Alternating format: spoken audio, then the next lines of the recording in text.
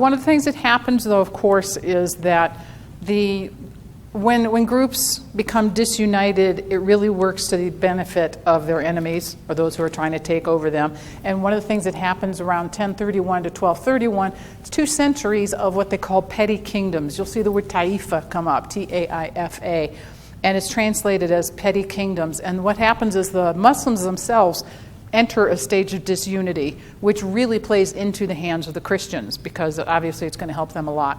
So Alfonso VI ends up uniting Castile and Leon.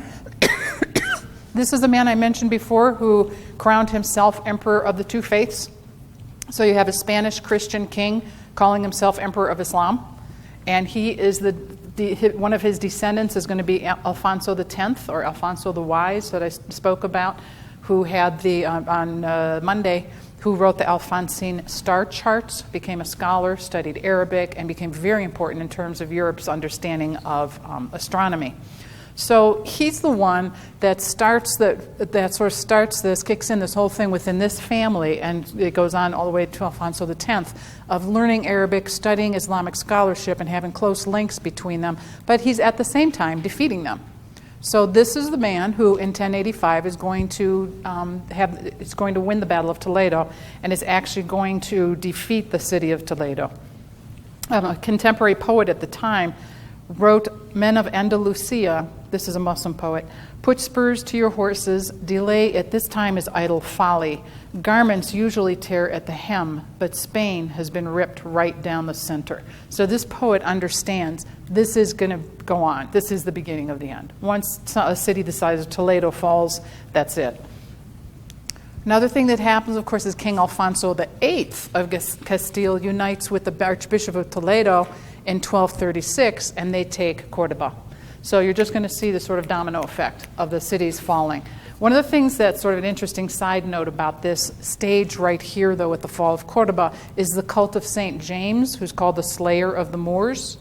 I don't know if you guys have come across him at all, but he becomes the patron saint of the Reconquista. And he was the brother, St. James. It's kind of funny. One of the things you're going to see a lot, like it's going to come up in Renaissance art in particular, is these funky juxtapositions of times. So they'll paint a person, for instance, who is in a Renaissance house, and it's a person who lived during the 1st century. Or religious figures. Like there's a really famous painting of the Virgin Mary being born in the Tourneboni house, which is one of the most important Italian Renaissance families, and they've got the Tourneboni women attending the birth of the Virgin Mary.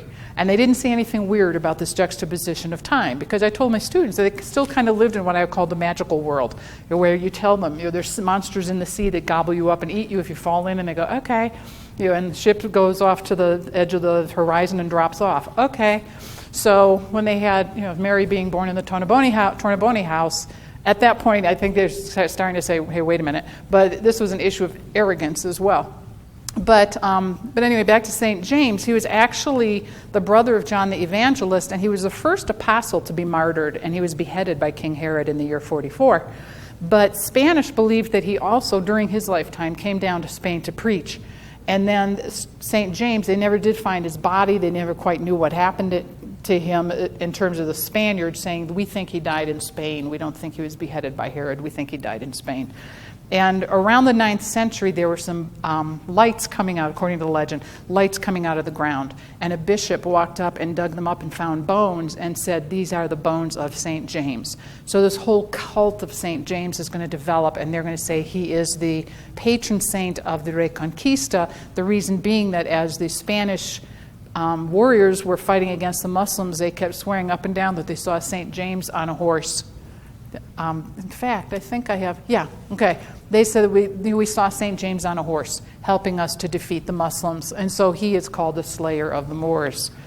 The tomb of St. James, if you've ever looked at pilgrimage sites within Christianity, the Compostela is the place where he's buried, and there's it's really, in terms of pilgrimage sites in the medieval era, it's only second to Jerusalem in terms of pilgrimage sites.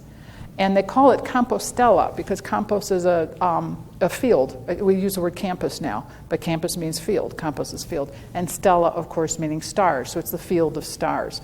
And the reason they buried him at that particular site is they noticed as they were making the pilgrimage down to where his bones had been discovered, they noticed that they were actually following the path of the Milky Way. Like if you looked up and you followed the Milky Way, it took you to this Compostela, this place where this tomb was. So it is, to this day, a huge, huge pilgrimage site.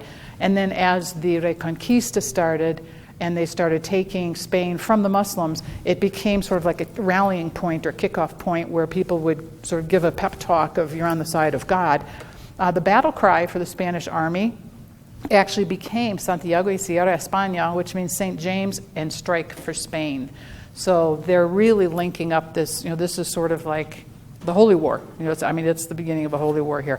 I had mentioned Santuario de Chimayo, I think yesterday.